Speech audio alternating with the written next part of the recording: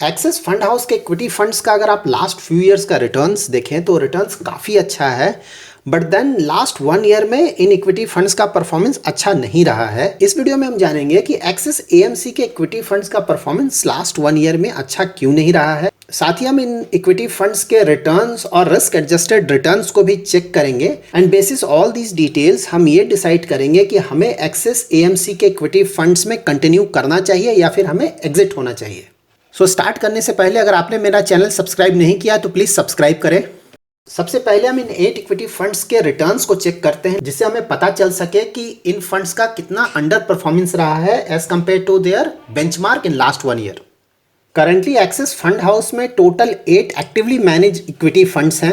Large cap में है Axis blue chip fund, large and mid cap में है Axis growth opportunities fund, mid cap में है Axis mid cap fund, small cap में है Axis small cap fund, ELSS में है Axis long term equity fund, focused fund में है एक्सिस फोकस 25, थीमेटिक फंड में है axis ESG equity fund and flexi cap fund में है axis flexi cap fund. Out of these 8 funds 6 funds का AUM that is asset under management काफी ज्यादा है। If you look eight there AUM, axis blue chip fund का AUM है about 24,700 crore, axis mid cap fund का AUM है 10,400 crore, axis small cap fund का AUM है about 4,500 crore, Axis long term equity fund का AUM है अबाउट 28,000 करोड़, एक्सिस फोकस 25 का AUM है about 15,000 crore and Axis flexi cap fund का AUM है अबाउट 7,600 करोड़। 6 फंड्स का AUM काफ़ी ज़्यादा है एंड रिलेटिवली 2 फंड्स का AUM कम है, that is Axis growth opportunities fund and Axis ESG equity fund. इन दोनों फंड्स का AUM कम है। इसका रीजन ये है कि ये दोनों फंड्स रिलेटिवली न्यू फंड है और इन फंड्स ने अभी 3 इयर्स भी कंप्लीट नहीं किया है।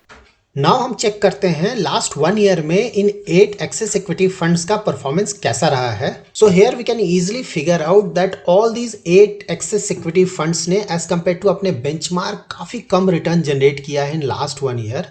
Like if you look at Axis blue chip fund, benchmark ने रिटर्न दिया 70.20 जबकि इस फंड ने रिटर्न जनरेट किया सिर्फ 51.10। And if you look at Axis growth opportunities fund, then benchmark ने 1 ईयर में रिटर्न दिया है 85.24 जबकि इस फंड ने जनरेट किया 73.37।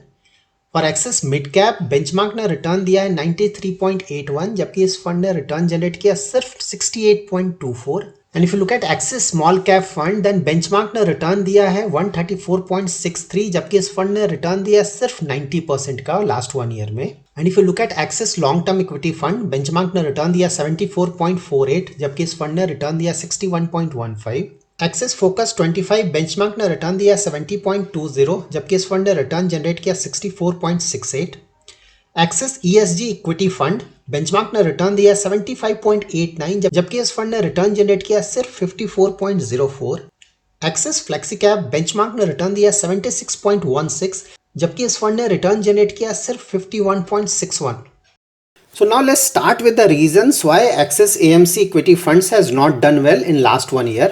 First reason है इनका style of investing. Style of investing 2 तरीके के हो सकते हैं। First is growth style of investing and second is value style of investing. Growth style of investing में ऐसे स्टॉक्स में इन्वेस्टमेंट किया जाता है जिनका ग्रोथ रेट काफ़ी ज़्यादा होता है। इन कंपनीज का प्राइस टू अर्निंग भी काफ़ी ज़्यादा होता है। साथ ही इन कंपनीज का return on equity, return on capital employed, earning per share, profit margins, ये सारे ही पैरामीटर्स काफ़ी ज़्यादा होते हैं। ये कंपनीज कम डिविडेंड पे करते हैं इसलिए इनका डिविडेंड यील्ड कम होता है। इन कंपनीज में जो भी प्रॉफिट जनरेट होता है उसमें से ज़्यादातर हिस्सा फिर से इन कंपनीज में री इन्वेस्ट कर दिया जाता है ताकि कंपनी का ग्रोथ रेट काफ़ी अच्छा रहे इन फ्यूचर ऑल्सो। जबकि वैल्यू स्टाइल ऑफ इन्वेस्टिंग में ऐसे स्टॉक्स में इन्वेस्टमेंट किया जाता है जिनका प्राइस टू अर्निंग रेशियो कम होता है, साथ ही उनका प्राइस टू सेल्स रेशियो कम होता है और ऑफ कोर्स वो काफ़ी रीजनेबल प्राइस पे अवेलेबल होते हैं। इन स्टॉक्स का डिविडेंड पे आउट भी ज़्यादा होता है, दैट इज इनका डिविडेंड यील्ड ज़्यादा होता है। एक्सिस AMC के equity funds growth style of investing को फॉलो करते हैं। Last year because of corona pandemics stock markets में मेजर करेक्शन आया था, but then within few months stock markets recover भी कर गए थे। जब भी कोई मेजर मार्केट करेक्शन होता है स्टॉक मार्केट में, उसके बाद जब रिकवरी स्टार्ट होता है उस समय ऐसा देखा जाता है कि वैल्यू स्टॉक्स का परफॉर्मेंस रिलेटिवली अच्छा होता है as compare to growth stocks. और मार्केट जब रिकवर हो चुका होता है और उसके बाद जब वो अच्छा परफॉर्मेंस देता है उस समय ग्रोथ स्टाइल ऑफ इन्वेस्टिंग के स्टॉक्स काफी अच्छा करते हैं। So that's why axis AMC के इक्विटी फंड्स का परफॉर्मेंस अच्छा नहीं रहा है। एक्सिस एएमसी के ग्रोथ स्टाइल ऑफ इन्वेस्टिंग को समझने के लिए हम इनके पोर्टफोलियोज को चेक करते हैं। यहाँ पे हम 3 फंड्स के पोर्टफोलियोज को देख सकते हैं, उनके respective P that is price to earning ratio को भी देख सकते हैं। यहाँ पे मैंने लिया Axis blue chip fund, Axis mid cap fund and Axis small cap fund. तो इन ऑल 3 पोर्टफोलियोज अगर आप इनके प्राइस टू अर्निंग रेशियो को देखें तो ऑलमोस्ट सारे स्टॉक्स का प्राइस टू अर्निंग रेशियो काफी ज्यादा है। कुछ स्टॉक्स में price to earning ratio mention नहीं किया गया है क्योंकि उनका price to earning trailing 12 months का निगेटिव है। So if you look at Axis blue chip fund तो इनका पोर्टफोलियो प्राइस टू अर्निंग 38.93 है और इनका portfolio price to book ratio भी 5.11 है, जो कि काफी ज्यादा है। Similarly for Axis mid cap also इनका भी portfolio price to earning ratio 36.19 है और portfolio price to book ratio भी 5.35 है, जो कि काफी ज्यादा है। एक्सिस स्मॉल कैप का भी अगर आप portfolio price to earning ratio देखें तो ये है 28.26। इनका portfolio price to book ratio है 3.92, जो कि रिलेटिवली ज्यादा है as compare to other portfolios in same category. तो यहाँ ऑल 3 स्कीम्स के price to earning and price to book ratio काफी ज्यादा है। सिमिलरली एक्सिस एएमसी के दूसरे इक्विटी फंड्स का भी portfolio price to earning and price to book ratio काफी ज्यादा है। दैट्स व्हाई इनके इन्वेस्टमेंट स्टाइल को हम ग्रोथ स्टाइल ऑफ इन्वेस्टिंग बोलते हैं एंड ओवर द ईयर्स इनका परफॉर्मेंस काफी अच्छा रहा है because of this style of investing. But then because of major market correction last year Axis mutual fund का growth style of working did not work. Axis AMC के equity portfolios को अगर आप चेक करेंगे तो उनमें कोई भी पीएसयू स्टॉक आपको शायद ही नजर आएगा। ज्यादातर पीएसयू स्टॉक्स को अगर आप देखें तो उनका price to earning and price to book काफी कम है और वो रिलेटिवली गुड प्राइस में अवेलेबल है। बट देन एक्सिस एएमसी इन पीएसयू स्टॉक्स में इन्वेस्टमेंट नहीं करता है। एक्सिस एएमसी के इक्विटी फंड्स के अंडर परफॉर्मेंस का दूसरा बड़ा रीजन है इनका लो बीटा पोर्टफोलियो। अगर आप एक्सिस एएमसी के इक्विटी फंड्स के बीटा को चेक करेंगे तो उनका बीटा काफी कम होता है as compare to other funds in the same category. Beta means as compare to market एक पर्टिकुलर फंड का परफॉर्मेंस कैसा होगा। अगर किसी फंड का बीटा 1 से कम है दैट मीन्स वो फंड कम रिस्की है और जब भी मार्केट में कोई करेक्शन होगा तो एज कम्पेयर टू मार्केट वो कम गिरेगा। But then low beta funds के साथ प्रॉब्लम ये है कि जब भी मार्केट करेक्शन के बाद इमीडिएटली ऊपर जाएगा उस समय बिकॉज ऑफ लो बीटा इनका रिटर्न्स कम होगा as compare to market. Equity investing का आइडियल सिनेरियो होगा कि जब मार्केट में करेक्शन हो दैट इज मार्केट नीचे जा रहा हो उस समय आपका बीटा 1 से कम हो और जब मार्केट में रिकवरी स्टार्ट हो जाए दैट इज जब मार्केट ऊपर जाने लगे उस समय आपका बीटा 1 से ज्यादा हो सो दैट जब मार्केट नीचे जा रहा हो तो आपको कम लॉस हो और जब मार्केट ऊपर जाए तो आपको मार्केट से ज्यादा रिटर्न आए। Axis AMC because of there investing style अपने पोर्टफोलियो का बीटा हमेशा ही 1 से काफी कम रखते हैं।